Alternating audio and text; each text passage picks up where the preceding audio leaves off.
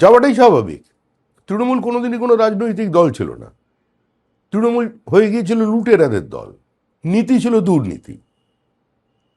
তৃণমূলের ভিত্তিই ছিল কাটমানি। দেখুন, আমদানি বন্ধ, 70-75-এর ভাগ নেই, 75-25-এর ভাগ নেই, সব শেষ। দেখুন, দল ছেড়ে চলে যাচ্ছে। তৃণমূলের এখন একমাত্র জায়গা হচ্ছে মডার্ন ইসলামিক হিস্ট্রি সিলেবাসে। এর বাইরে আর তৃণমূলের অস্তিত্ব থাকবে না। সঞ্জীবা ভট্টাচার্য বলছেন যে আমার আনুগত্য যখন প্রশ্নের মুখে তখন মনে হয়েছে আমি ব্যর্থ। নেত্রী ফোন করে তাকে বলেছেন যে আমি নাকি ওদের হাতে ভবন তুলে দিয়েছি। কার কি হবে না হবে, কে কি প্রতীক পাবে সেসব তো বিচারাধীন। তিনি আরো অভিযোগ করেন যে তার সঙ্গে আলোচনা করে বাজেট হয়েছে এমন নয়। আপনারা যখন জেনেছেন তার কিছুক্ষণ আগে আমি জেনেছি।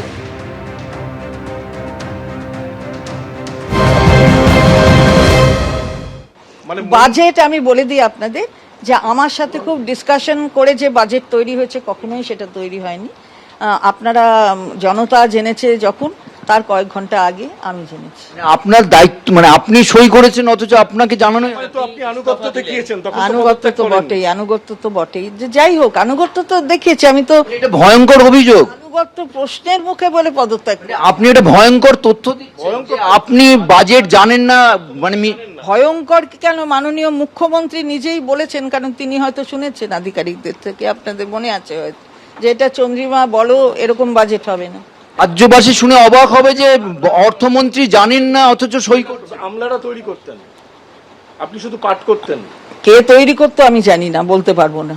এটা হচ্ছে জানতেন না অথচ আপনি তারপরে সেই আনুগত্য দিয়ে সেই দায়িত্ব নিয়ে সব কথা তো যখন ওখানে একটা ওথ নিয়েছিলাম সিক্রেসি বজায় রাখার, সেই সিক্রেসিটা তো খানিকটা বজায় রাখতে হবে।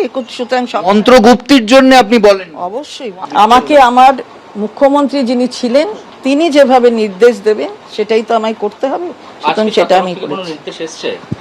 না, আর কোনো নির্দেশ আসেনি। যাওয়াটাই স্বাভাবিক।